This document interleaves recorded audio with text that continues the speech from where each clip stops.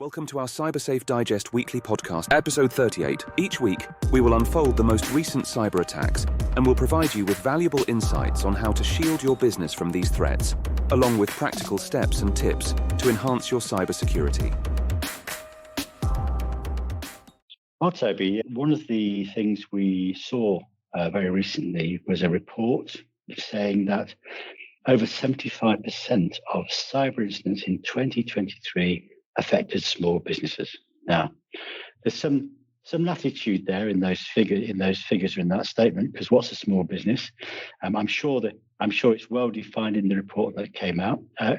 What did the report come from? A government body or from a vendor? Yes, it came from a vendor. So it came from a cybersecurity company called Sophos.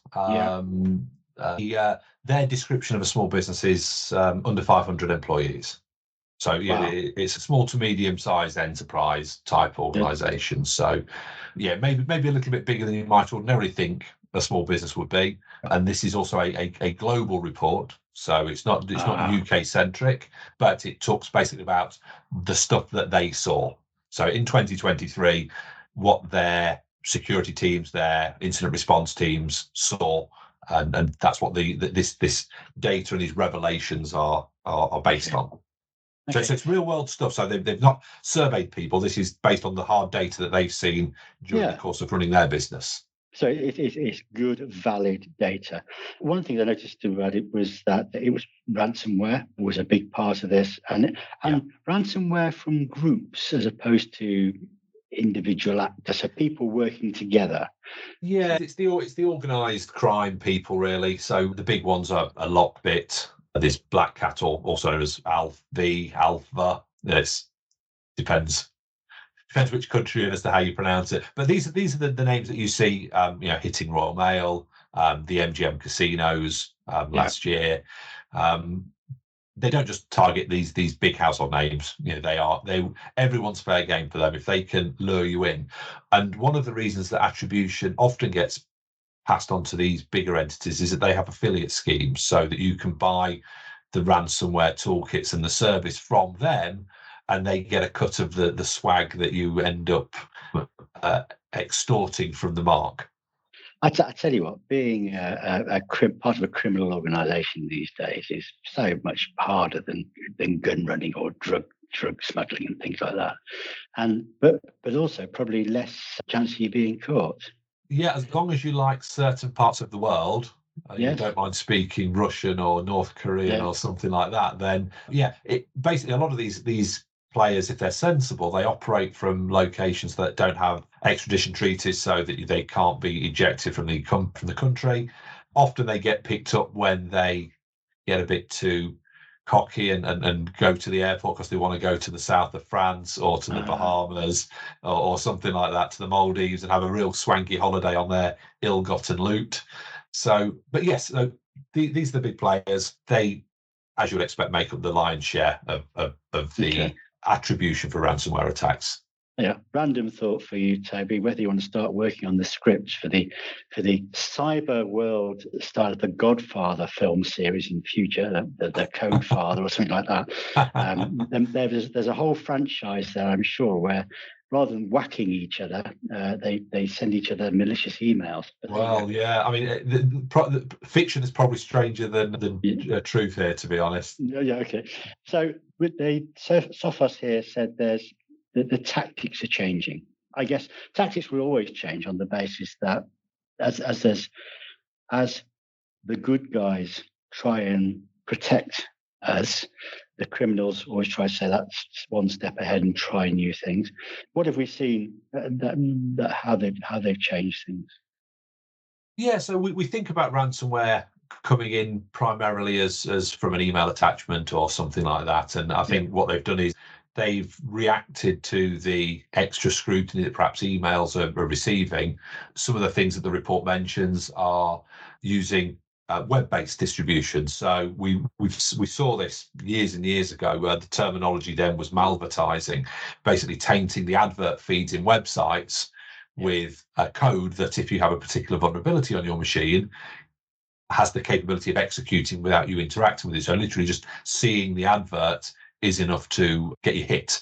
Hang on a sec. just seeing the advert. So it appears on your screen and you can get... Yeah, because everything that's in your browser has already been downloaded to your machine. So if you've got a vulnerability and they can exploit it, you're basically downloading the contents of the site and it can execute. So it's kind of one of the reasons why patching is really, really important, because it helps prevent those kinds of things happening. Okay, looking away would make no difference. No, closing your eyes doesn't make any difference. No, unfortunately not.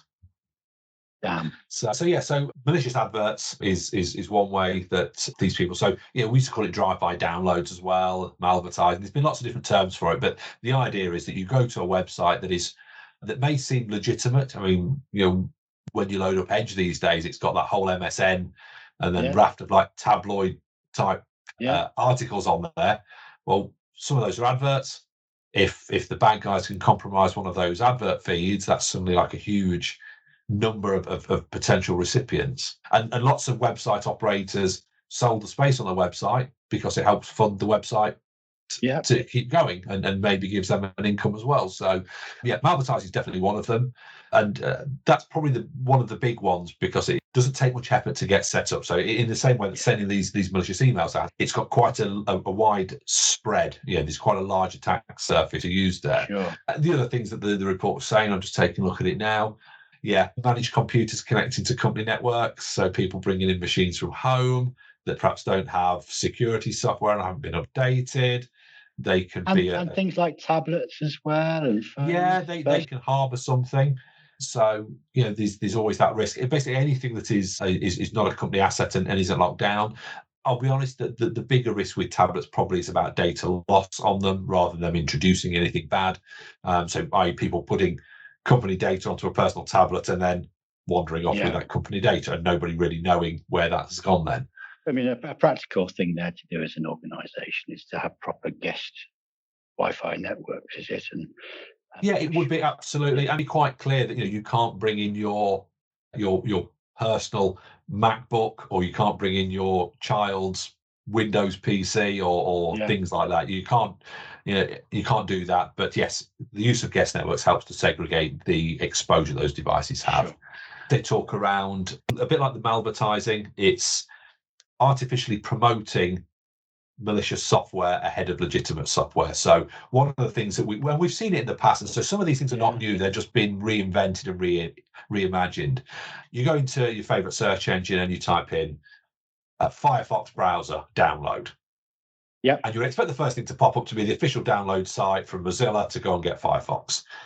And actually, it's often not. There's a sponsored advert that when someone types that in, boom, it goes up. It's written to say, get the official Firefox download here. You click it, it takes you to a bad site and it's full of malware. Do you mean to say they're not telling the truth when they say this is the official version? Yes, correct. Yeah, and it's abusing the SEO or the AdWords type capabilities of things like Google and things like that. And they still get the money though, so that's okay. Well, and they do try to keep on top of it, but it's like an arms race. It's a never-ending cat and mouse chase. So, and as we saw with the MGM, good old social engineering's making a return. Ringing up and pretending to be somebody. I mean, we spoke about it last time on the gift card. Yes. We spoke about it previously on gift cards, and it's always a good one there. These things take different forms.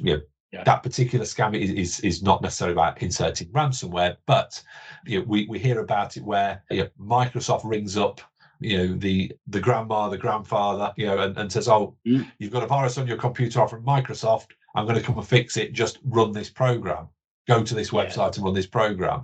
So, an example of social engineering, and these things are starting to come back into favour because we've made a very narrow focus on email and phishing training and protecting, and they're looking at the areas, the white space that's been left because we've shifted our focus into purely looking at phishing emails. Okay. Right. Well, thank you very much, Toby, for the insights into that report from Sophos. So I'm going to talk to you about a scam that I've recently been a recipient of, and my wife.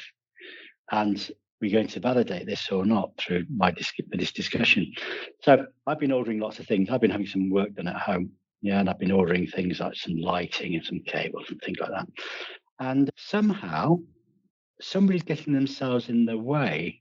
So legitimate order from me to the supplier, a legitimate email from the supplier saying, hey, we're going to deliver this on Friday by their normal means, DPD, whatever.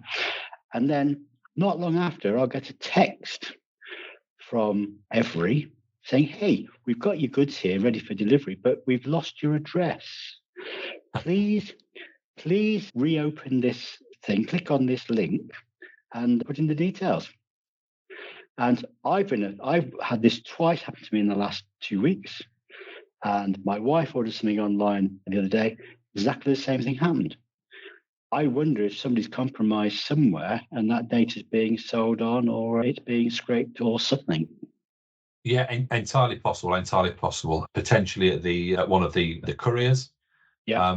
Probably one of the things. So you mentioned text, which is interesting because what we're starting to see then is multi-method or multi-mode attack vectors. So we tend to think that if an email comes in, it looks a bit suspicious, then we treat it in a certain way. But actually, when a text comes in for a delivery you're expecting as well. Yeah. What do we do? And even if you identify it as malicious, what do you do about it? Because you can't send it to the IT department or to your service provider. What do you do? And I think probably the advice around anyone getting any kind of like spammy text messages, you can forward them to the NCSC, and they can then use that to start initiating takedown proceedings, because invariably these are part of a bigger scam. You're not the only person that has received it. So if you were to forward that message to 7726.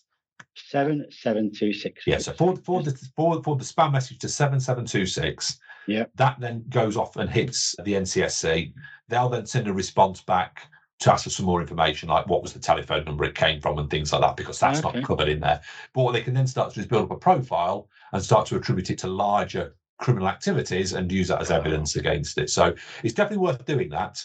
And if your phone supports it, I would also then recommend after you've done that is to block that number so they can't contact you again, and just be really suspicious. Unfortunately, that whole checking of spam messages seems to have fell way behind what we do with emails. Well, it was peculiar, or it was a surprise to me that, I mean, it seemed obvious to me immediately that why would somebody be contacting me for my address when obviously they've been told by the supplier, or you know what I mean?